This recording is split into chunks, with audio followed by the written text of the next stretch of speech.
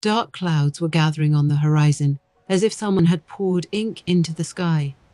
Aisha stood at the bow of the boat, peering into the distance, trying to see at least something through the dense curtain of rain, which seemed to be getting heavier and more impenetrable every moment. Her heart was beating in a frenzied rhythm. The growing anxiety gripped her like a cold ocean wind, breaking through wet clothes and chilling to the bones. "We shouldn't have come here, Nambi," Aisha said, her voice trembling, but not only from the cold. "It was a bad sign when the birds fell silent." Nambi, her guide and the captain of the boat, gripped the steering wheel tightly. His gaze remained focused on the stormy sea in front of them.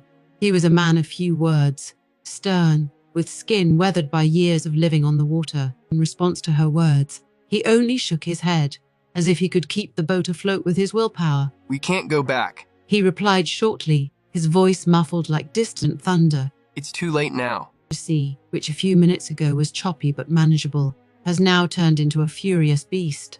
The waves rose like mountains, crashing violently against the sides of the boat. The wind roared, rushing into the sails and making them crack like the wings of a confused bird. Water gushed across the deck, making its way inside the boat, as if it wanted to flood everything in its path. Aisha gripped the rope tighter, her fingers white with tension. She tried to catch Nambi's gaze, but his eyes were fixed forward, as if he himself was part of this raging element. He knew that he couldn't lose his temper now, otherwise they would both be lost. "Have you ever seen such a storm?" She shouted over the roar of the wind and the roar of the waves. Nambi didn't say anything. He just gritted his teeth and gripped the steering wheel tighter. His silence spoke for itself. He knew these waters, knew their vagaries and dangers, but now even he felt helpless in the face of nature. Every second dragged on like an eternity. Lightning flashed on the horizon, illuminating the sky with a deathly white light, and every time it happened, Aisha saw Nambi's face, stern, focused, but with a barely noticeable shadow of fear in his eyes. The storm seemed endless. It rolled in wave after wave, without giving even a moment of respite, and suddenly, a loud crack came from behind them. Aisha turned her head and saw one of the masts begin to collapse. Her eyes widened in horror. "Nambi!" she shouted, her voice full of panic. He instantly turned around and, noticing the danger, rushed towards her to grab and pull her aside. The mast collapsed like a broken tooth, smashing the deck and capsizing their boat. The sudden impact knocked the air out of Aisha's lungs, and she felt her body being swallowed by icy water. My ears were ringing, and everything around me seemed vague, blurred. Water was everywhere. It filled her mouth, flooded her eyes, ears. Aisha choked, trying to rise to the surface, but could not find support. A feeling of helplessness gripped her, the fear of imminent death enveloped her like a sticky dark, but suddenly strong hands grabbed her. Nambi. He was here, right next to me. Even in this chaos, in this hell, his presence gave her hope. He held her tightly, leading them both up to the air, to life. "Hold on to me." Cells. He gasped when their heads finally emerged from the water. They were both gasping for air. The wind was tearing their hair. The rain was hitting their faces. The boat was wrecked, its wreckage floating around them like parts of a long-lost ship. "We won't be able to do this for long," Aisha shouted over the storm. There was a desperate determination in her voice. She was fighting for her life like never before. Nambi looked around, his eyes narrowed as he noticed something in the distance. Island. The vague outlines of the earth, barely visible through the curtain of rain and waves. There, he pointed, and the two of them, holding on to each other, began to slowly but stubbornly swim forward to their last chance of salvation. Each stroke was difficult. The water pulled them down like stone slabs, and it seemed that the island was getting further away. But Aisha didn't give up. She felt Nambi's strength, his determination. Every time she lost her way, when her strength failed, his hands supported her, did not let her drown. Minute by minute, hour by hour. Aisha didn't know how much time had passed when they finally reached the shore. Exhausted, they fell out onto the sand, their bodies as if they had been squeezed to the last drop. The waves were still hitting their legs, but it didn't matter anymore. They survived. Aisha rolled onto her back, looking up at the grey sky. Her breathing was heavy, ragged, but there was life in it. She turned her head to Nambi, who was lying next to her. His eyes were closed, but she knew he was breathing too. We did it. She whispered, her voice barely audible. She could feel the tears rolling down her cheeks, mixing with the rain. Nambi opened his eyes and looked at her. His face was serious, but there was something new in his eyes, something warm, something that she couldn't understand. Yes, He said softly, his voice softer than she had ever heard it. we did it. The storm continued to rage, but they no longer noticed it. Aisha felt his hand touch her gently and reassuringly. He was there, and at that moment, despite everything that had happened, despite what lay ahead, Aisha realized that she was not alone, and no matter what happened next, she knew they would fight together on this wild shore. Under the fierce skies, they found each other. And this was the beginning of something bigger, something unknown and scary, but at the same time beautiful. At dawn, the sun barely broke through the remnants of the storm clouds, flooding the island with a dim, milky light. Aisha woke up on the sand, feeling every cell of her exhausted body. Every movement was painful, as if the waves were taking her strength with them. She propped herself up on her elbows, looked around, and saw that Nambi was already on his feet, looking into the distance with a tense expression on his face. He looked no less tired, but his stamina and strength amazed her. Aisha felt gratitude grow in her chest for this silent man who had saved her life in a nightmare. Her body still felt the cold touch of the water, but her heart was already starting to warm up at the thought of his presence. Nambi, Aisha's voice sounded hoarse, but loud enough for him to hear her. He turned and their eyes met. There was more to his eyes than just fatigue. It was determination and something else, something she couldn't decipher yet. He nodded at her and gestured towards the jungle that stretched from the edge of the beach to the heart of the island. We need to find shelter and water. He said, his voice calm despite his fatigue. This island? Aisha stood up, feeling every muscle, but she knew he was right. They could not stay on the shore, under the scorching sun, without protection from the elements or a source of fresh water. The weakness she felt was frightening, but even scarier was the unknown hidden in the depths of the forest. They began to move forward slowly, making their way through the dense thickets. Aisha could feel her heart beating faster with every step. Everything seemed quiet, too quiet. The sun was slowly rising, warming their frozen bodies, but a chill of anxiety was building inside her. The forest seemed hostile to her, and every shadow seemed to hide danger. The hours passed. They didn't know how much time had passed until they finally heard a sound, the rustle of leaves, the crackle of branches. Aisha froze, her instinct sharpened. She glanced at Nambi, who also stopped, his eyes fixed somewhere deep into the forest. what is it? She whispered, trying to keep the tremor out of her voice, and he raised his hand to silence her. His face was focused, and he took a step forward, listening. Then he bent down and saw something on the ground. They were footprints, not animal tracks, but human tracks. At first, fear rolled down her spine in a cold wave, but then a strange mixture of relief and anxiety swept over her. These are human footprints? He said without taking his eyes off the ground. We are not alone on this island. Aisha bit her lip, trying to figure out what that might mean. On the one hand, the opportunity to meet people gave a chance for salvation, but on the other hand, what kind of people are they? Why are they here, and what will they do if they find them? Before they could realize their thoughts, figures suddenly appeared from the jungle. Tall, strong men whose faces were covered with masks and war paint. They surrounded them, holding spears and bows, and Aisha felt her heart stop. All her courage, all her inner resistance, suddenly disappeared somewhere. She felt small and defenseless in front of these people. Nambi straightened up, his body tense, but he didn't move. He understood that any sudden movement could be regarded as a threat. We are not enemies. He said, looking straight into the eyes of one of the warriors, whose face looked particularly hard and determined. No one said a word in response. One of the men, obviously the leader of the group, took a step forward. He looked closely at Aisha and then at Nambi. His eyes narrowed. That look was full of interest and perhaps disbelief. There was something primal in his gestures and gaze, but not wild. Rather, like an animal defending its territory. Follow us? He finally said in a language Aisha couldn't understand, but Nambi seemed to understand. He nodded curtly, and they began to follow the warriors deeper into the jungle. Every step was a step into the unknown. Aisha could feel her fingers still trembling from the recent fear, but her gaze remained steady. She couldn't afford to show weakness. Not now. It took some time before they reached a small settlement hidden among the trees. Aisha had never seen anything like it.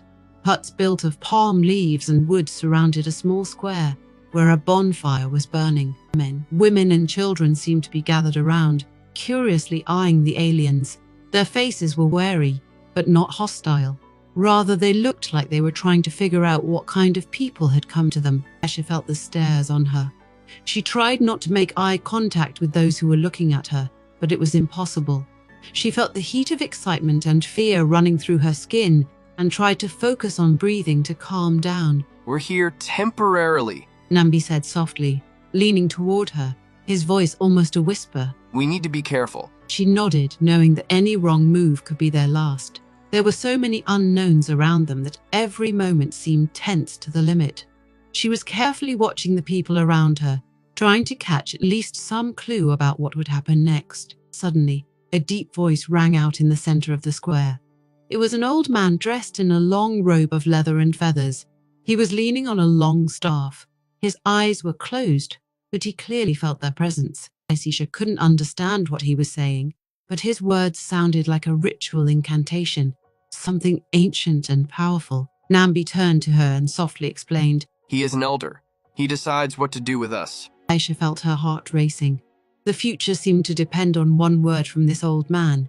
She looked at Nambi, hoping to find answers in his eyes, but he was looking at the elder, his face focused but calm. She was surprised by his self-control, his strength. He was like a stone that defied storms. The minutes dragged on like an eternity.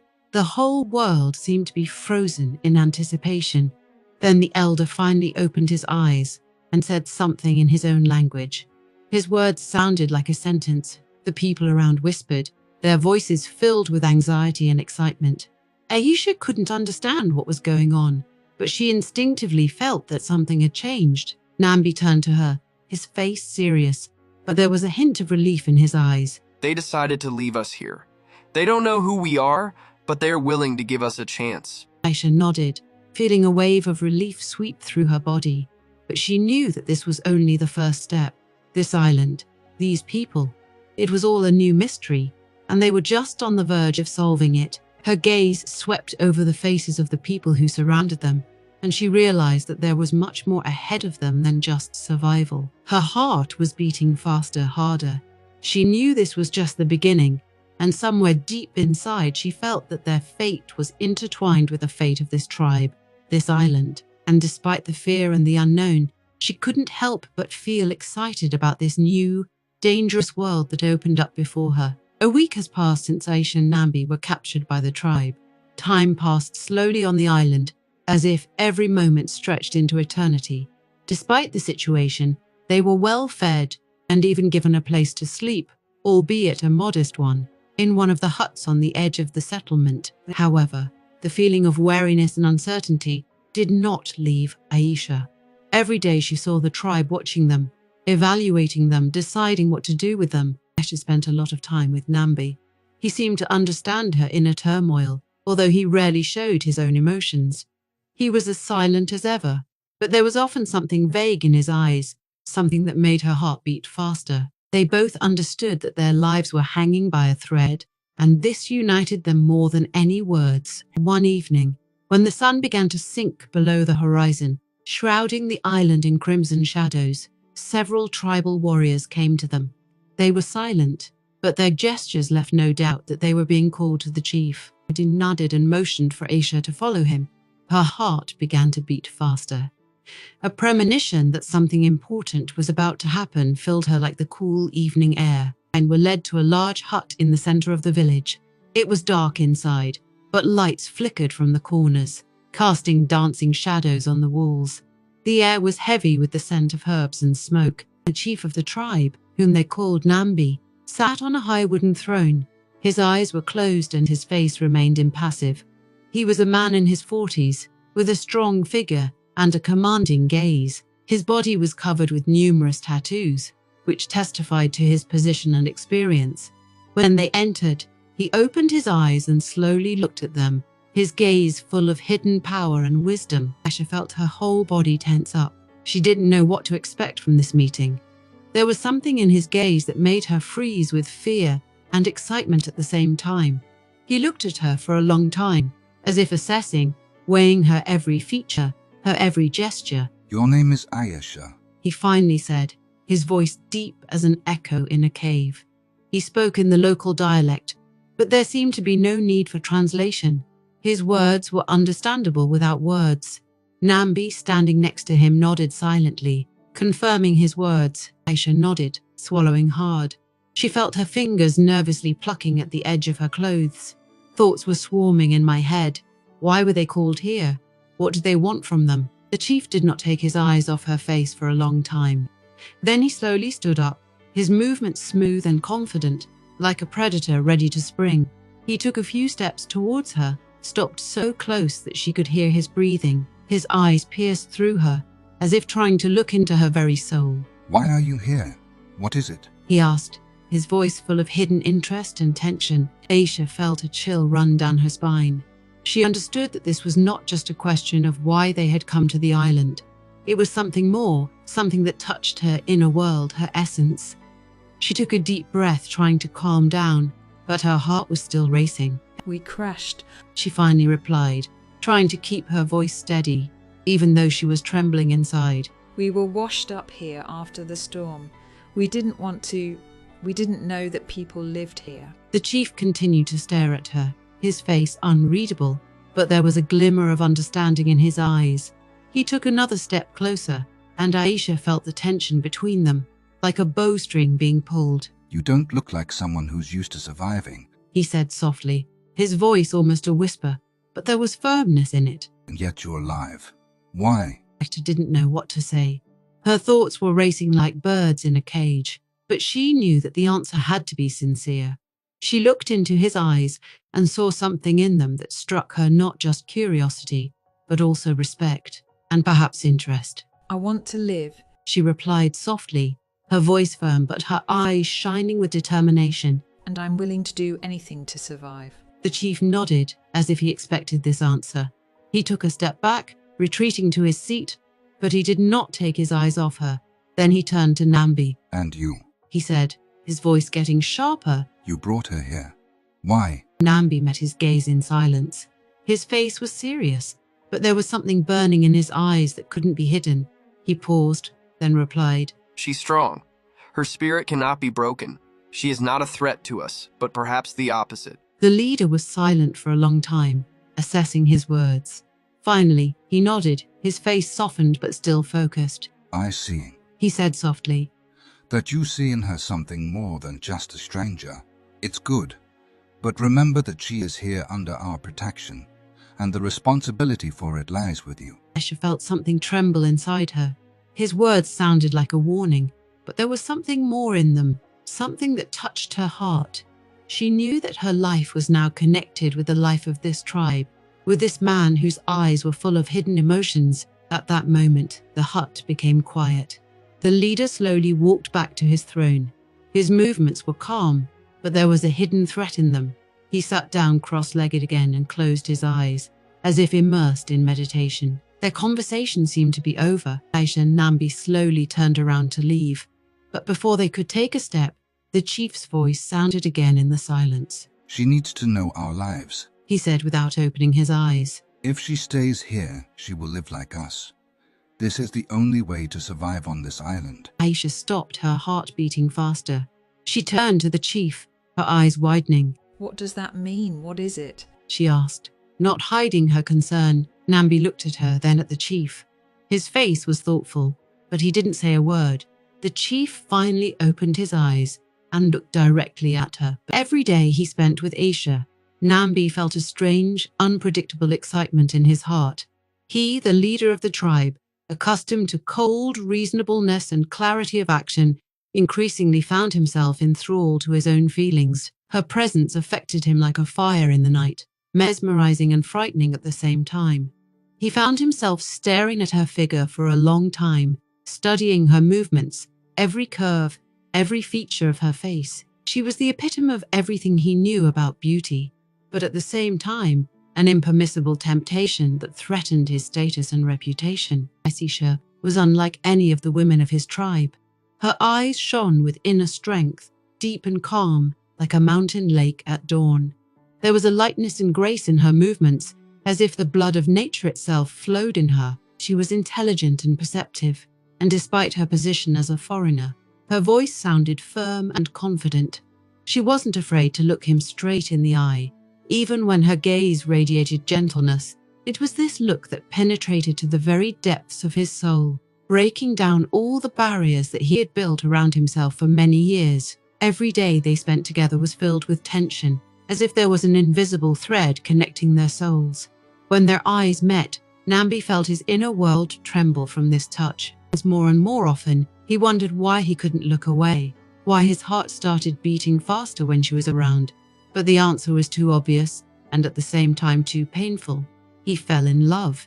This love was forbidden, dangerous, and, in a sense, doomed. He knew that his people would never accept Aisha, would not accept his love for a stranger, for someone who came from afar and did not share their customs and beliefs. Aisha also felt the growing tension. She saw how Nambi was trying to keep a low profile, how he was trying to suppress what he felt for her. She knew that he was torn between his duty to his tribe and his feelings. Her heart ached with the realization that their relationship could lead to disaster, that her love for him was not only her own risk, but also a threat to his position and his whole life. But every time she noticed how he, trying to casually, lightly touched her hand or lingered his gaze on her lips, she felt her own resolve melt. She knew that deep down, she couldn't resist the pull either. Every evening, as the sun was setting, they met by the river, where his reflection in the water touched hers. At these moments, the silence between them became especially loud, filled with secret desires and unexpressed words. Nambi tried to talk about the affairs of the tribe, about customs and traditions, but his voice was increasingly broken. In her presence, words lost their meaning. All he wanted to do was stay by her side, forget about all the rules, discard all the conventions. But every time his hand went up to touch her, something inside him pulled him away, reminded him that this was unacceptable, that this was a betrayal of all those who trusted him. At such moments, Aisha felt deep pain. Her soul languished between hope and despair. She saw his fingers tremble slightly when he touched her shoulder, felt his heavy breathing, heard his heart pounding loudly when he was standing very close. Her own body responded to his every move, to his every breath. She knew that they were not meant to be together, but this impossibility only increased her desire. She dreamed of one day seeing his eyes finally break through this barrier and light up not only with passion, but also with the determination to be with her no matter what. With each meeting, the tension grew, turning into an unbearable expectation. They talked about the weather, the upcoming hunt, and the affairs of the tribe, but their conversations became more and more superficial, more and more deceptive. Every time his fingers accidentally touched her skin, she felt a hot wave running through her body, and every time she felt his touch, his gaze, her heart began to beat faster. She understood that his restraint was just a mask, that the same hurricane that was seizing her soul was raging inside him. Nambi struggled with his feelings, trying to suppress them, as he learned to suppress fear in the face of the enemy. But all his self-control, all his will crumbled in the face of this woman, who was like a mystery to him. He felt that Aisha was penetrating into the most secret corners of his soul, that her presence was becoming a vital necessity for him, like air, like water. But every time he was ready to take a step, something invisible, intangible held him back. One day, as the evening sun was setting, they found themselves on a hill overlooking the valley. The air was filled with the aromas of herbs and freshness. Nambi stood looking into the distance, and Aisha came closer, her gaze deep and full of tenderness. She was standing so close that he could hear her breathing, feel her warmth. His heart began to beat so loudly that he was afraid she would hear him. At that moment, all the thoughts, all the fears, all the struggle inside him disappeared. He realized that he could no longer restrain himself, that his desire to be with her outweighed everything. He turned to her, and the passion he had been hiding for so long lit up in his eyes. He took a step forward and his hand touched her cheek. She didn't look away, didn't turn away, and he saw the same flame in her eyes. For a moment, everything seemed to stop. Time slowed down, and only their hearts beat in unison. Nambi could feel his breathing quickening, his body reaching for hers.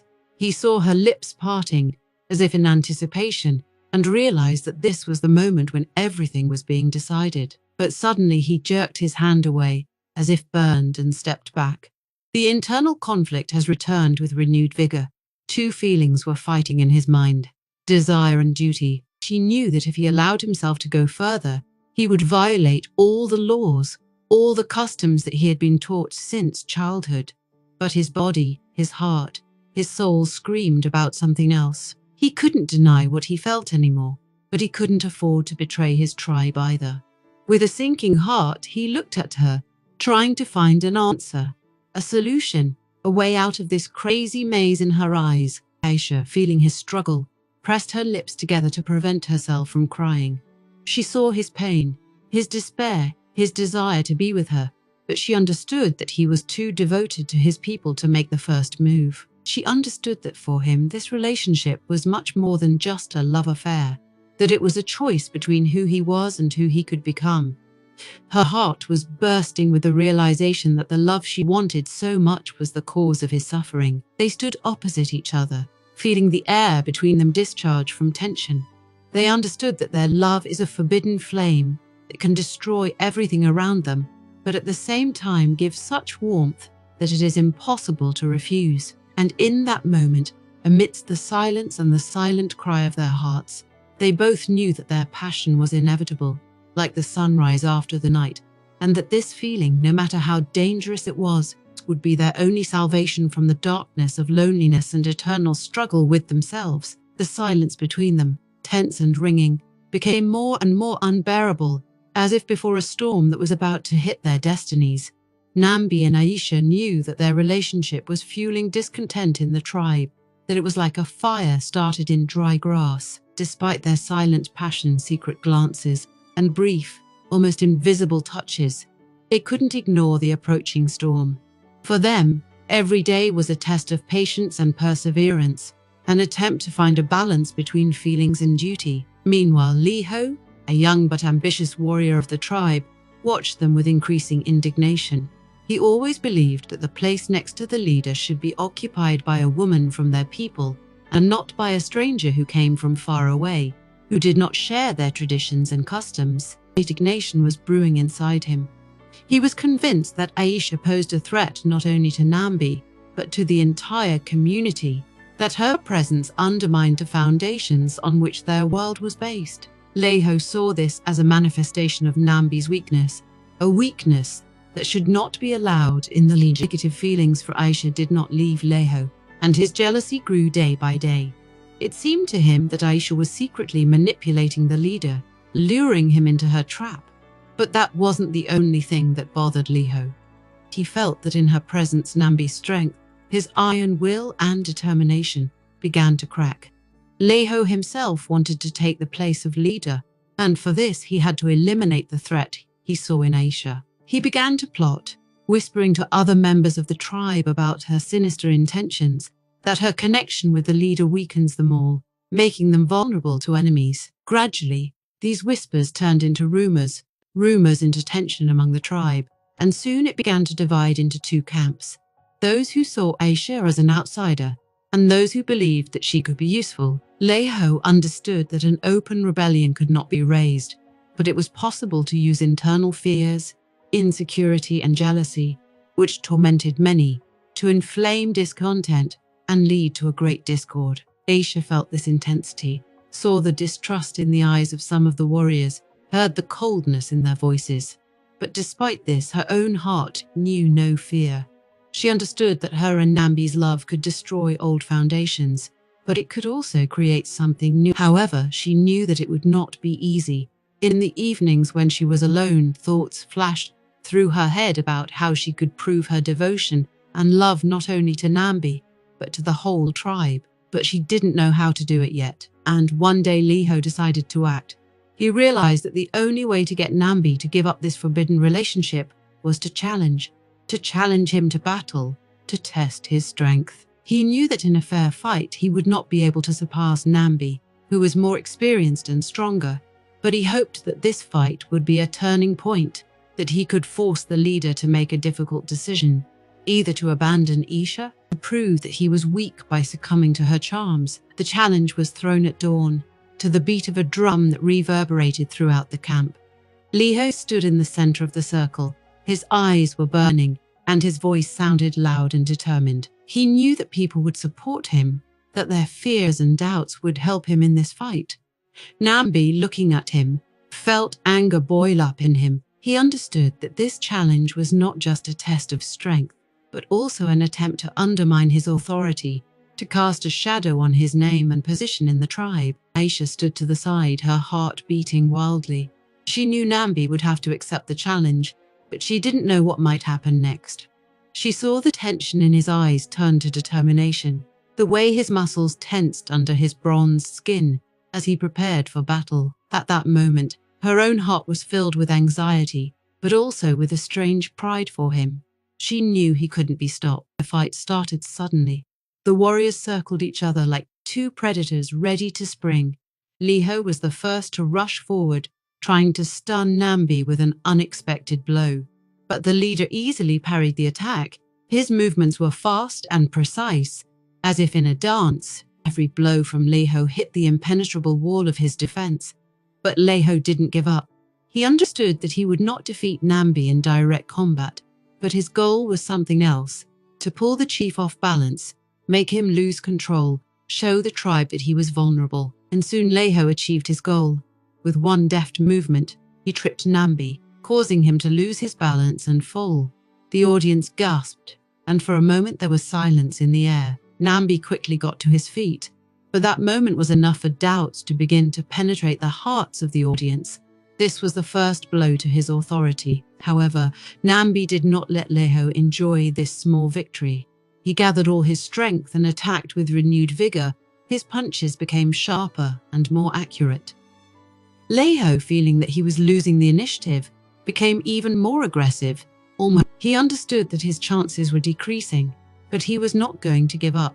The fight turned into a storm, a powerful whirlwind of movement, passion and will. Finally, after a long and grueling battle, Nambi managed to gain the upper hand. His last blow was crushing, and Liho collapsed to the ground. The crowd froze in anticipation. The leader stood over the defeated enemy, his chest heaving, blood oozing from a wound on his shoulder. He knew that he had won the fight, but the battle for his place among his own was not over yet. At that moment, Aisha, ignoring the surprised looks, rushed to him, her eyes burning with determination and fear. She saw the blood flowing down his body, saw the pain in his eyes, but also the strength that kept him from falling. She knew she had to do something, that it was her duty to protect him, even if it meant sacrificing herself. She approached him, slowly but surely, and began to heal his wounds using her knowledge of herbs and healing that she had brought from her distant home. Her hands were quick and precise, her movements full of tenderness and care. Her touch seemed light but confident, like the wind that winds around the mountains. She knew that people were looking at her, that they saw her devotion, her desire to protect her lover. And at that moment, her actions were louder than her words, and the crowd watched her with bated breath. They saw in her eyes not only love, but also a willingness to sacrifice everything for Nambi. Some began to whisper among themselves. Their doubts began to disappear. Maybe Aisha wasn't the enemy. Maybe she was really worthy of being among them. Her courage and determination commanded respect. She was not afraid of their looks or their discontent. She went to the end, no matter what. Liho, lying on the ground, watched this with pain and anger. His plan failed. He thought he could sow discord, but he only strengthened Aisha and Nambi's feelings. He saw how people began to change their minds, how they began to see Aisha not as a threat, but as an... Liho understood that he had lost not only the battle, but also the battle for the hearts of his tribe. Blood was flowing down Nambi's shoulder, but his thoughts were not focused on the pain. Aisha's gaze, her courage and dedication with which she rushed to him filled his whole being. The whole world seemed to freeze in that moment as she bent over him, her hands touching his wound with such care, as if they were a part of him. His touch was both gentle and confident, as if she understood that it was his soul that needed her touch more than his body. The people gathered around froze, watching this scene. They saw in front of them not just a woman, but someone who risked everything for the sake of the leader, for the sake of their people. Aisha, with her gentle but decisive movements, changed not only the perception of the people around her, but also the very essence of what it means to be part of their community. She, a stranger, found herself at the center of their world, the epitome of bravery and devotion. Everything that had happened before seemed unimportant, just a prelude to this moment of truth. Nambi felt her fingers sliding over his skin, reviving something more than just life in him. He looked at her, his eyes following her every move, and in his gaze there was everything: gratitude, admiration, passion, and something else, deeper and unknown. She healed him not only physically, but also mentally, clearing his mind of doubts and fears. Every time her hands touched his wound, he felt a new power awaken in him. The power of love, fierce, a love that awakened in him a thirst to live not only for himself, but also for her, for the sake of their common future. This love, burning with a bright flame, burned all his internal contradictions, all his fears of condemnation of the tribe, of misunderstanding and rejection. He suddenly realized that his soul had found its home, and this house was next to Aisha. The crowd watched with bated breath. People saw in front of them not just a leader and a woman, but two souls who, despite everything they had gone through, found each other. At some point, one of the warriors standing nearby dared to step closer, then another, and soon a tight circle formed around Nambi and Aisha. The people's eyes were full of curiosity and misunderstanding, but also a kind of new hope, as if they were looking for answers to their questions in the faces of these two. Aisha continued to treat Nambi's wound. Her movements were calm, but her hands were trembling slightly from tension. She felt her heart beating in unison with his, heard his breathing become more regular. She knew that their love was being tested, that this moment was everything, but she also knew that she would not back down, that she would fight for this love to the end, even if she had to meet hostile stares, hear whispers behind her back. And then a movement began in the crowd. The warriors, elders, and women of the tribe began to whisper and discuss what was happening. It seemed that there was a certain nervous charge in the air, waiting for some kind of decision. The elder of the tribe, wise and strict, took a step forward. His face was stern, but there was interest in his eyes. He knew that not only the love of two people was at stake, but also the future of the entire tribe. He saw how people looked at Aisha, at her courage and dedication, and felt that if he did not accept her, it would be a mistake. However, the elder understood that the decision to accept it could not be made just like that. This should be the decision of the whole tribe, an expression of their common will. He knew that many people were still not sure, that fear of the stranger, of everything new and unknown, still lived in their hearts. But he also saw how much the atmosphere around him had changed, how the eyes of those who had recently doubted Aisha became softer and more understanding. Aisha looked up and met the elder's gaze. At that moment, her heart stopped. She knew that her fate now depended on one word, one decision. Her hands, still pressing the cloth to Nambi's wound, did not flinch, but a storm was raging inside her. She understood that if the tribe refused to trust her, then her love for Nambi would remain forbidden, something they would never be able to share openly. But there was no pleading or despair in her gaze, only the firm conviction that she had done everything she could and would do even more. The elder slowly came closer, his eyes studying Aisha, her face, her eyes in which all her strength and devotion were read. The crowd froze in anticipation, henned to the no one expected. He turned to the people and said loudly, "Aisha has courage and devotion. She saved our leader at the risk of her own life. Can such a person be an enemy?" The silence that followed his words was deafening. Everyone froze, comprehending what had been said. Nambi, still lying on the ground, looked at the elder and then at Aisha. He could feel her hand, trembling with tension, squeezing his palm. At that moment, their hearts were beating in unison as one. He knew that this was a test, not only for her but also for him, for their love. If the tribe accepts her, then they can openly go to their future. But if not, And then something unexpected happened. One of the young warriors, the one who always supported Nambi, took a step forward and stood next to Aisha. His voice, still uncertain but full of determination, sounded in the silence. "I saw her bravery. I believe she deserves to be with us." And another. Warriors, women, old men, began to come out of the crowd one by one, expressing their approval. Their voices merged into a single general agreement. They accepted her love for their leader. Nambi could feel hope rising in his heart. He knew that this was the moment he had been waiting for. Aisha, standing next to him, became a symbol of a new beginning, a symbol of the changes that were to happen in their lives and the lives of the entire tribe. He understood that if people could accept her, then they would be able to accept everything new that she would bring with her, her knowledge, her strength, her spirit. The crowd finally burst into a ruckus. People were smiling. Someone was hugging each other, as if the atmosphere itself had cleared of the tension that had been hanging in the air for the last few days. It was like a sudden release, like light after a long twilight. They were finally able to make a decision that had seemed impossible for a long time. Their elder, seeing this reaction, nodded in satisfaction. He knew that the decision had been made, that it would change their tribe forever. He went up to Aisha, raised her hand and, addressing the audience, said, "Today we didn't just accept Aisha, we have accepted the future that she will bring with her."